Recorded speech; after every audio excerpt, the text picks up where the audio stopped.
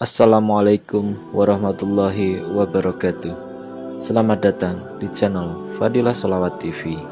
Semoga kita senantiasa termasuk golongan umat Islam yang terus menuntut ilmu dan senantiasa mengamalkan apa yang sudah didapat. Jangan lupa untuk subscribe terlebih dahulu agar selalu mendapatkan tausiah-tausiah terbaru dari channel kami. Selamat menyaksikan. Bismillahirrahmanirrahim. Assalamualaikum warahmatullahi wabarakatuh. Waalaikumsalam warahmatullahi wabarakatuh. Kunci salat yang bisa mengantarkan kita tercegah dari fahsya dan munkar adalah salat tuma'ninah. Selalu ada bahasa salat khusyuk, salat khusyuk. Menurut saya, mohon maaf, saya tidak setuju dengan kata itu. Tapi yang saya anjurkan adalah salat tuma'ninah. Tuma'ninah rukun, sama dengan rukun Al-Fatihah. Tidak sah salat kita tanpa Al-Fatihah, tidak sah salat kita tanpa tuma'ninah. Kalau bisa menjaga tuma'ninah dalam salat, gerakannya, bacaannya, zikir ruku'nya, zikir sujudnya terbawa dengan tenang, akan datang khusyuk sendiri. Khusyuk ini bukan sebuah amalan, tapi khusyuk sifat bagi orang yang beriman. Qad aflahal mu'minun alladzina hum fi salatihim khashi'un. Bagaimana supaya bisa khusyuk? Tumanina. Kalau bisa tumanina, konsentrasi, pelan-pelan melakukan menjalankan salat, wallahi khusyuk datang. Kenikmatan, keindahan salat itu datang sendiri. Sebagaimana hadis al-musi'i salatuhu. Ketika ada seorang masuk ke masjid, Rasulullah SAW sedang duduk di masjid, orang itu salat tahiyatul masjid. Selepas salat, dia datang kepada Rasul, mau salaman. Rasul tidak jawab. Bahkan Rasul bersabda, salli fa innaka lam tusalli. Salat dulu karena kamu belum salat. Kaget orangnya, sudah barusan saya salat. Tapi Rasul menganggap gerakan dia belum salat. Salat dulu. Dia pergi ke depan, salat lagi, datang kepada Rasul, mau salaman. Rasul tidak menjawab. Sambil Rasul bersabda, salli fa innaka lam tusalli. Terus gerakan saya apa? Ruku' sujud itu apa? Rasul menganggap itu bukan salat. Kenapa? Karena terlalu cepat. Tidak terbawa tumakninah. Dianggap menurut Rasul SAW itu bukan salat. Itu cuma hanya sebuah gerakan. 23 rakaat 7 menit. Ya, itu tidak benar. Makanya tarawih maupun salat wajib, salat sunnah, tumakninah. Saya pernah masuk masjid, habis tahiyatul masjid saya duduk, ada orang di samping saya salat. Saya perhatikan gerakannya. Yang menarik perhatian saya karena terlalu cepat. Bahkan saya sendiri ketika dia berdiri, saya ikut meniru, ikut baca Al-Fatihah. Saya bilang bismillahirrahmanirrahim, alhamdulillahirabbil alamin, arrahmanirrahim, maliki yaumiddin. Dia sudah ruku'. Padahal bacaan saya cukup cepat. Saya kira, gimana dia bisa baca Al-Fatihah ya? Aku aja maliki yaumiddin, dia sudah ruku'. Jadi Allahu Akbar. Bismillahirrahmanirrahim. Allah. Sami Allah. Allah. Allah. Allah. Tidak sampai sekian waktu untuk tahiyat. Assalamualaikum. Assalamualaikum. Ya Allah, mohon diterima. Saya langsung melihatnya. Saya bilang, mohon maaf, yang diterima apaan? Apaan yang diterima? Ini bukan salat. Dan sayang sekali, bahkan ada ancaman yang salatnya seperti itu. Fawailul lil musallin alladzina hum an salatihim sahun. Sebenarnya karunia dari Allah di sini, an salatihim, bukan fi salatihim. Ya Allah, kalau ada ayat ini fawailul lil musallin alladzina hum fi salatihim sahun, aduh, itu berat. Itu berat. Siapa yang tidak lalai dalam salat? Siapa yang tidak sahur dalam salat? Siapa yang tidak konsentrasi dalam salat? Siapa yang tidak kehilangan khusyuk dalam salat? Kalau ada kata fi saja, tidak usah an, ada diganti dengan fi, berarti kita termasuk ancaman ayat ini. Masuk dalam wail, satu tempat neraka. Namanya wail, khusus, bukan untuk siapa-siapa, khusus untuk orang yang lalai dari salat. Ini istimewa, VIP khusus. Ada layanan khusus di neraka, di tempat wail. Dikhususkan orang-orang yang tidak menghargai salat. Bukan yang tidak salat, tidak sama sekali tidak salat. Kalau yang tidak salat sama sekali, Allahu a'lam bagaimana keadaannya. Dia akan bersama Fir'aun wa Qarun wa Haman di neraka. Ini yang dimaksud ancaman ini. Salat, dia salat tapi lalai. Apa tafsir Abdullah bin Abbas? Fawailul lil musallin alladhina hum an salatihim sahun alladhina yuakhiruna as-salata an waqtiha fa idza qaraba intihauha sallaha wa naqaraha ka naqrid dik. Salat itu kata Abdullah bin Abbas yang dimaksud ancamannya mereka menunda salat. Menunda, ada sibuk main bola, nonton TV, main game, apa kesibukannya. Begitu mendekati waktunya mau habis, dia cepat ambil wudu, cepat-cepat. Alhamdulillah, saya bisa kejar waktunya sebelum habis. Itu yang dimaksud ayat ini. Menunda waktu salat. Saya pernah baca salah satu ulama. Kadang-kadang kalau kita baca ulama sirah, sejarah ulama terdahulu, kita merasa luar biasa. Ditanya beliau 40 tahun tidak pernah mendengar azan di luar masjid. 40 tahun tidak pernah mendengar azan di luar masjid. Terus maksudnya apa? Berarti apa? Sebelum azan sudah ada di masjid. Selama berapa tahun? 40 tahun. Ditanya, apa yang membuatmu sabar 40 tahun datang sebelum azan? Kata beliau, azan ini kan panggilan. Dan panggilan untuk orang yang lalai. Saya tidak mau dipanggil karena saya khawatir menjadi orang lalai. Maka datang duluan. Memang azan kan panggilan. Nida, al-azan nida. Nida'un wa i'lamun nasi lidukhulil waqti. Nida, panggilan, memberitahu orang ini sudah waktunya masuk. Karena manusia terlalu lupa, sibuk, lalai, makanya perlu dipanggil. Hayya 'alas salah, hayya 'alal falah. Masih ada yang mendengar azan, jangan buru-buru, masih belum iqamat. Nunggu iqamat. Begitu iqamat, tunggu sebentar. Imam kita orang dari Timur Tengah ini suka kepanjangan salatnya. Apalagi salat subuh, apalagi salat subuh hari Jumat, baca sajadah, dah apa-apa nanti pas dekat rukuk. Sampai nongkrong di luar. Padahal dia lupa hadis Rasulullah SAW. Man salla 40 yawman la tafutu takbiratul ihram kutibat lahu bara'atan minan nari wa bara'atun minan nifaq. Rawahu Tirmidzi. Berita gembira, barang siapa yang bisa menjaga salat berturut-turut 200 kali salat selama 40 hari, tidak terlepas, tidak tertinggal takbiratul ihram sama imam, akan dapat 2 kebebasan. Bebas dari neraka jahannam dan bebas dari kemunafikan.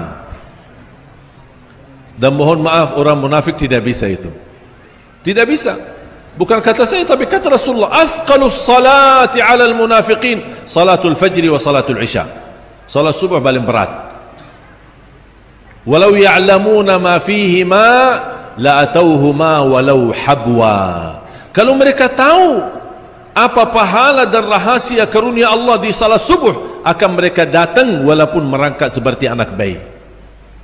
Saking mulianya. Jangankan datang salat subuh, saf yang pertama. Kalau saya lihat di Indonesia terlalu ikhlas. Aku heran pas berdiri saf yang pertama, saya kadang-kadang kesal atau nisal. Pas datang saf pertama sudah penuh, ya Allah, telat.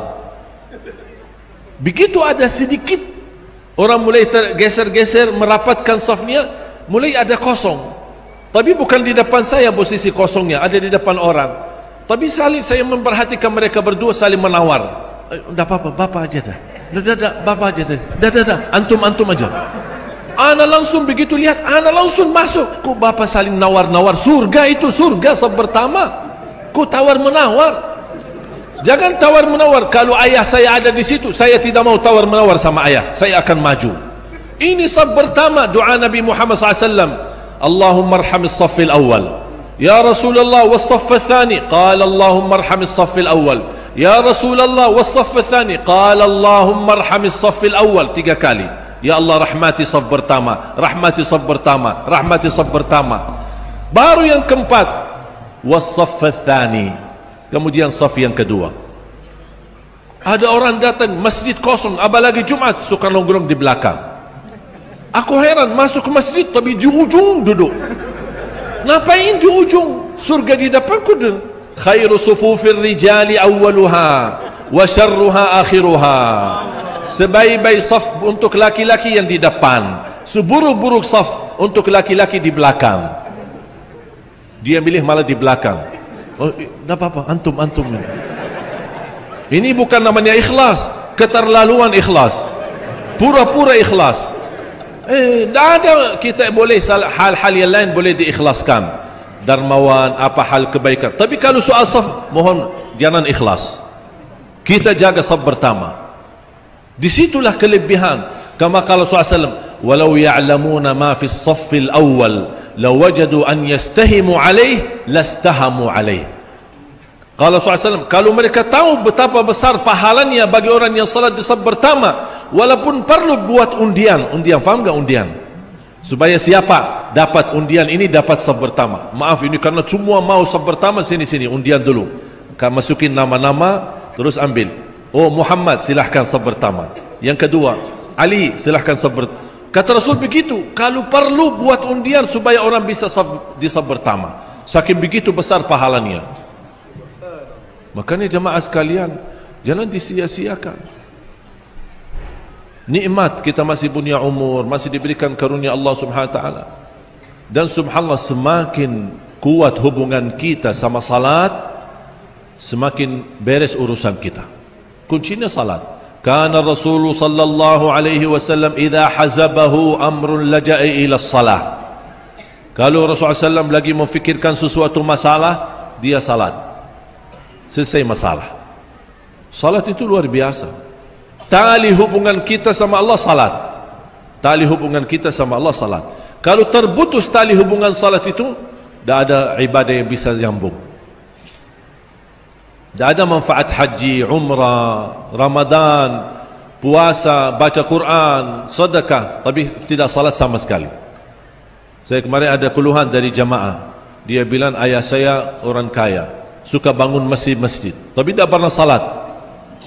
Subhanallah, aneh, lucu. Bangun masjid tapi tidak pernah salat sama sekali. La jama'atan wala munfaridan. Sia-sia amalannya. Tidak ada satu pun yang diterima. Sayang sekali. Kuncinya salat, tiang agama salat. Idza saqatat amudus salat, as-salat imaduddin. Fa idza saqata imaduddin saqata ad-din. Semua amalan boleh diwakili. Ada umrah badal, ada haji badal. Kalau orang yang wafat masih ada kewajiban puasa, boleh diganti ahli waris. Kalau kita musafir, tidak wajib puasa. Banyak ibadah. Ada alasan bisa kita tinggalkan. Ada orang muslim tidak haji, ada yang belum mampu. Ada orang muslim tidak puasa, ada karena dia musafir atau sakit. Ada orang muslim tidak zakat, ada karena dia orang miskin menerima zakat. Ada orang muslim tidak salat, semestinya tidak ada. Karena salat satu-satunya ibadah yang tidak ada alasan kita tinggalkan. Dah bisa berdiri, duduk. Dah bisa duduk, berbaring. Dah bisa wudu, tayammum. Dah bisa menghadap kiblat, kemana saja arahannya, tetap salat. Perang menghadapi musuh, perang lagi perang, tetap ada salat. Ada tata cara khusus, salatul khauf. Dah boleh tinggalkan salat. Masa kita datang karena malas, datang ke kiai, Pak Kiai ana hari ini agak malas, boleh antum salat? Wakili saya salat. Oh, pasti kiai jawab, oh kalau ana wakili antum dah bisa, kalau mau disalati ana bisa. Karena salat itu tidak bisa. Ada dua alasan. Kalau sudah terjadi dua alasan ini, baru boleh tidak salat. Satu, murtad, sudah keluar dari Islam. Na'udzubillah min dzalik. Yang kedua, tahu enggak ini apa ini? Hah? Halas. Gila. Kalau sudah begini, sudah ada wajib salat. Makanya saya sering kalau datang ke masjid melihat anak-anak muda, saya ajak mereka. Ya. Oh maaf kalau kalian begini, maaf ya, saya mengganggu ya. Mudah-mudahan disembuhkan oleh Allah. Karena orang yang tidak salat ya, sudah berarti tidak ada akal. Rufi'al qalamu an thalath, anil majnun hatta yafiq. Orang gila sampai dia sembuh. Kalau dia gila sampai sembuh berarti dia tidak salat. Berapa banyak orang gila sekarang? Wala haula wala quwwata illa billah. Saya pernah baca ulamaul Maghrib, ulama Maroko. Kalau tidak salah di tahun 400 atau 500 Hijriah, ada pertemuan ulama besar Ahlus Sunnah di Maroko. Mereka ingin membuat sebuah buku fikih. Kemudian mereka menumbuhkan beberapa persoalan. Di antara masail yang dibahas, masalah bagaimana hukum orang muslim yang tidak salat. Dimusyawarahkan oleh ulama. Apa kata ulama? Kami tidak bisa menjawab. Karena kami tidak tega atau tidak duga ada orang muslim tidak salat. Makanya mereka menganggap hadhihi minal masail al-iftiradiyah. Kemungkinan jadi, kemungkinan tidak jadi. Jadi makanya kami tidak bisa menjawab. Ini coba ulama, gimana kalau mereka ada zaman sekarang? Banyak begitu umat Islam tidak salat sama sekali. Oleh kerana itu jemaah sekalian, kembali lagi, dua hal yang saya ingin diperhatikan: salat, kemudian Al-Quran. Barang siapa yang ingin berbicara sama Allah, jaga salat. Salat adalah ibadah curhat kita sama Allah. Kalau kita salat, karena salat itu Allah perintahkan Nabi Muhammad naik. Semua ibadah turun lewat wahyu, kecuali salat. Kenapa Rasul diminta datang bertemu dengan Allah? Supaya terima perintah. Kenapa terima perintah? Terima perintah salat. Perintah secara langsung, tidak bagi penantara, tidak bagi wahyu, tidak bagi malaikat Jibril. Tandanya apa? Pesannya apa? Barang siapa yang ingin bertemu Allah langsung, salat. Yang mau bertemu Allah, mau bicara sama Allah langsung, salat. Makanya kata ulama, barang siapa yang ingin bicara sama Allah, salat. Barang siapa yang ingin mendengar Allah berbicara, baca Quran. Ini kalamullah, biodata Allah. Ingin kenal Allah, di sini silahkan baca. Itu Allah menurunkan Al-Quran untuk mengenalkan dirinya kepada hamba-hambanya. Allah turunkan Al-Quran itu untuk apa? Supaya manusia kenal Allah. Tapi banyak orang tidak mau mengenal Allah. Makanya semakin dekat kita sama Al-Quran, wallahi semakin indah. Bapak Ibu, 30 juz Al-Quran sebenarnya tidak butuh waktu lama. Saya pernah tes, butuh berapa lama untuk khatam 30 juz. Habis subuh saya baca, saya bawa HP, timer, saya hidupin timer, on. Saya baca, dari habis subuh sampai zuhur. Begitu tiba waktu zuhur, saya off timer. Saya salat zuhur. Habis itu, saya on timer, saya lanjut lagi baca. Sampai asar, off timer, salat asar. Habis itu, on lagi, saya baca. Kira-kira butuh berapa lama saya khatam 30 juz dalam bacaan standar. A'udzu billahi minasyaitonir rajim. Bismillahirrahmanirrahim. Alhamdulillahi rabbil alamin. Arrahmanir rahim. Maliki yaumiddin. Iyyaka na'budu wa iyyaka nasta'in. Ihdinas siratal mustaqim. صراط الذين أنعمت عليهم غير المغضوب عليهم ولا الضالين آمين. Tidak terlalu cepat dan tidak terlalu hambat. Kira-kira berapa lama? Selesai 30 juz dalam waktu 10 jam. 10 jam. Saya punya teman di Madinah, dia mampu khatam dalam bacaan khatam Al-Quran 7 jam 42 menit. Khatam 30 juz.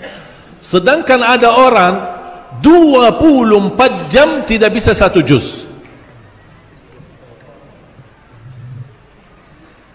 Padahal 30 juz tidak butuh 24 jam, 10 jam bagi orang yang lancar bacaan. 10 jam aja. Masa 24 jam tidak bisa 1 juz?